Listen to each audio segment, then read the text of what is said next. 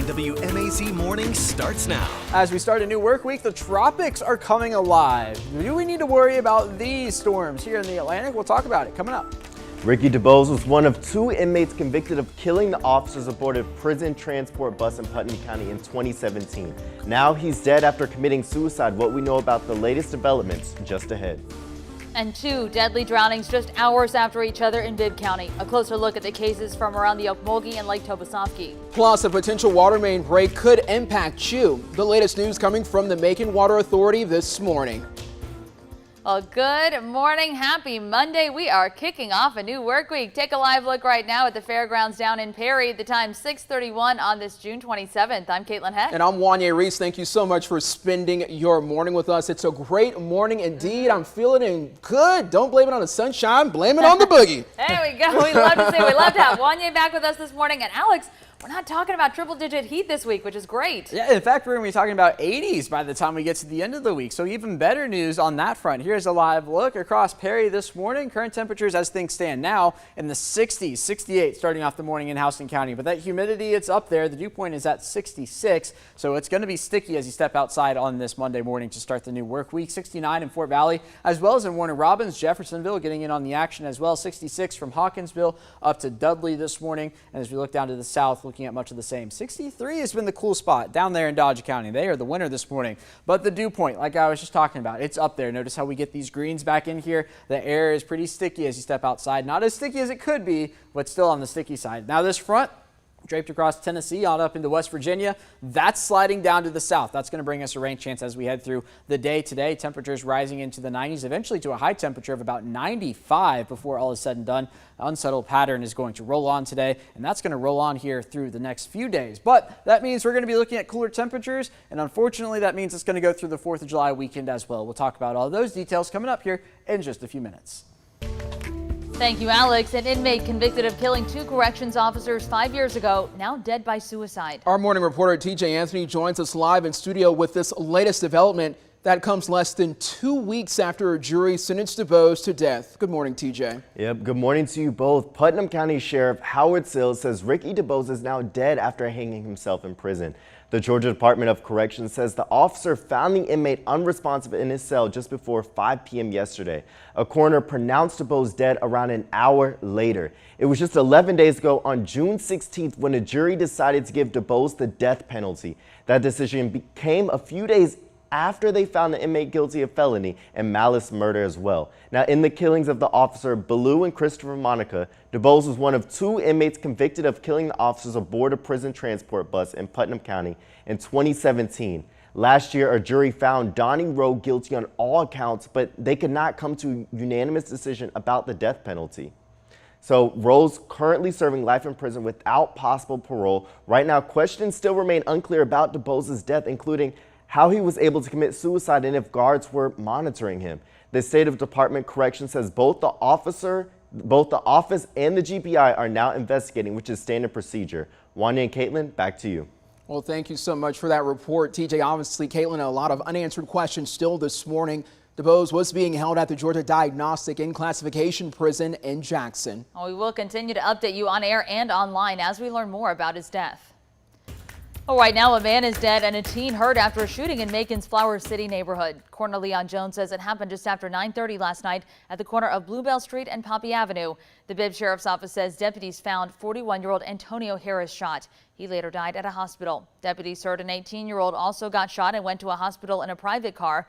The Sheriff's Office says she's expected to be okay. Deputies are still trying to figure out what led to the shooting, but witnesses told them a vehicle pulled up to the intersection and fired several shots.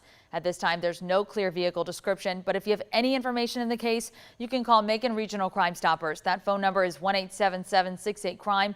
Again, 1-877-68-CRIME.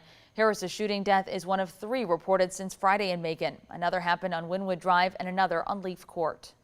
It's 6:35 on your Monday morning. Now to 3 other headlines we're following for you. Warner Robins police are investigating a shooting that left 1 man in critical condition. It happened just before 7 last night in the 400 block of Thomas Boulevard. The police department says officers found a man shot on the side of the road.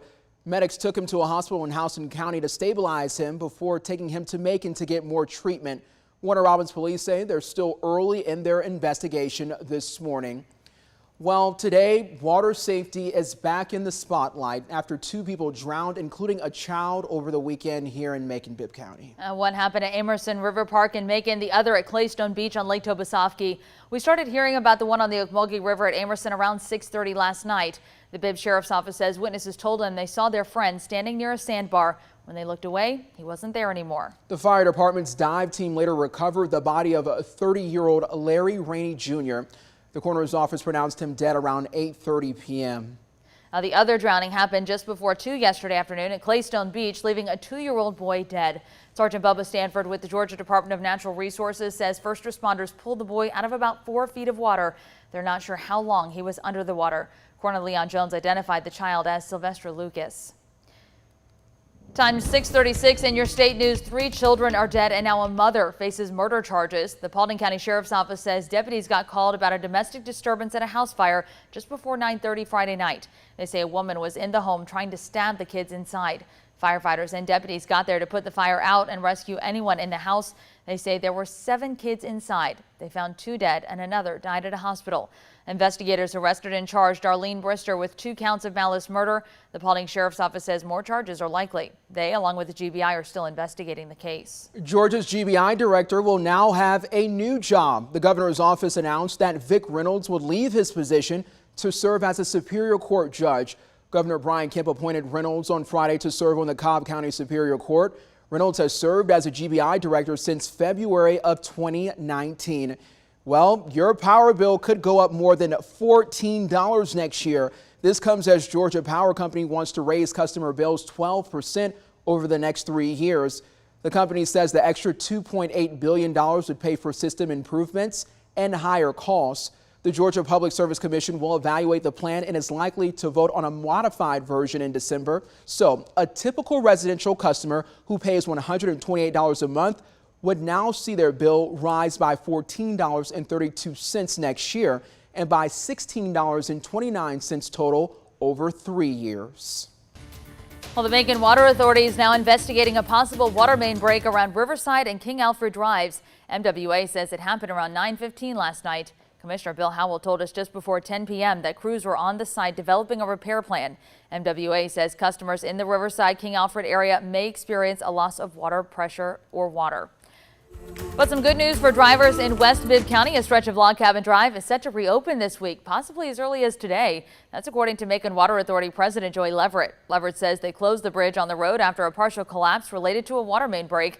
It happened about a week and a half ago. The repairs caused drivers to take detours all last week as engineers and contractors tried to fix the problem.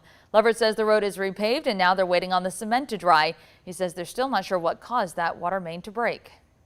There's no pinpoint explanation to what broke the water main. We do see increased demand this time of year, a little bit increased stress on some of the pipes.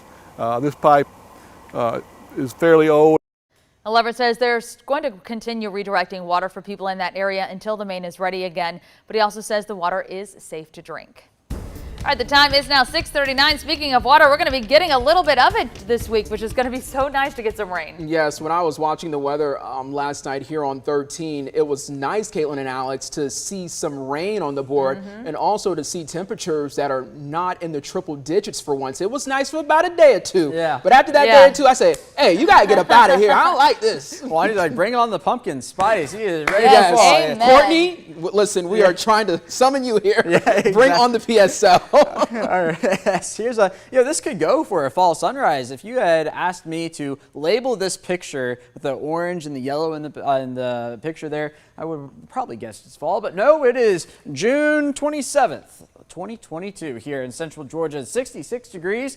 The current temperature in Dublin, if it was fall, it'd be in the 50s right now. The sun is coming up. The sunrise was officially just a few minutes ago. 70 in Macon, as well as in Forsyth. 71 and waking up in Crawford County this morning. 72 Butler, as well as in Thomaston. 74 already in Baldwin County as we get this new work week started. Now, the dew points, you're going to notice the humidity up there. Yeah, talking about mid 60s across central Georgia, and we're going to be looking at that as we head through the day today. Here's the radar picture. Even though the dew points are high, not looking at anything as of yet. We zoom out and take a look across the southeast. We've got this front up here to the north. That's going to begin to slide down on into central Georgia, and as it does so, bringing with it the risk of showers and storms, not only today, but tomorrow on into Wednesday, Thursday, Friday. Yeah, we can just keep on going through the weekend. So Let's check it all out here on Future View, starting right now into about the noon hour. Look for a few scattered showers maybe up to the north, but as we get into the afternoon hours today, notice mainly north of, really from Butler to Roberta, Macon, Milledgeville. That's where the best chance of rain is going to be today, but we could see a few scattered showers linger into the overnight hours areas down to the south. That's going to be this front slowly sliding in here. Then for tomorrow,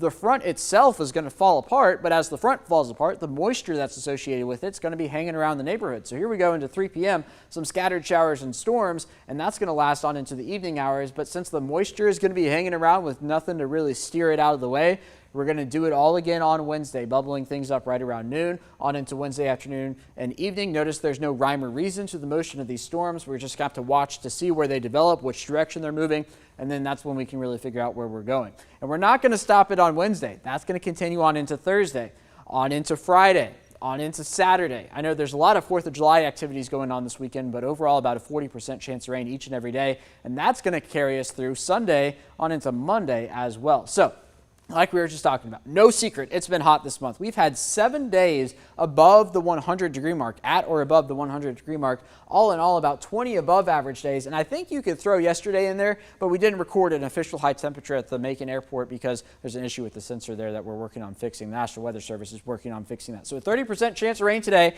That's up to 60% for Tuesday and Wednesday, 40% for both Thursday and Friday. Quick check of the tropics this morning. 20% chance of development with the southern end of this front potentially developing into a low pressure system that would slide down off the Texas coast and potentially into Texas there. Or anything we do see would not be a strong storm and would just be a rainmaker. And then a 90% chance of development with this cluster of storms as it moves into the Caribbean. That's over the next 5 days. And then another one behind it, a 20% chance of development with this wave as it moves a little further to the north, closer to Puerto Rico and Hispaniola. We're watching it all. As of now, the next 2 names on the list are Bonnie and Colin. 95 degrees, the high temperature today, about a 30% chance of scattered showers and storms across central Georgia. Sunrise was officially a few minutes ago. And the Bacon are back tonight at Luther Williams Field. Look for 80s with some humid conditions. 4th of July weekend shapes up like this. I know the 4th is on Monday, but a lot of activities going on this weekend. 90s for both Saturday and Sunday. Before we get there, though, a good chance of rain each and every day. Today's actually going to be the driest day, 30% chance of rain.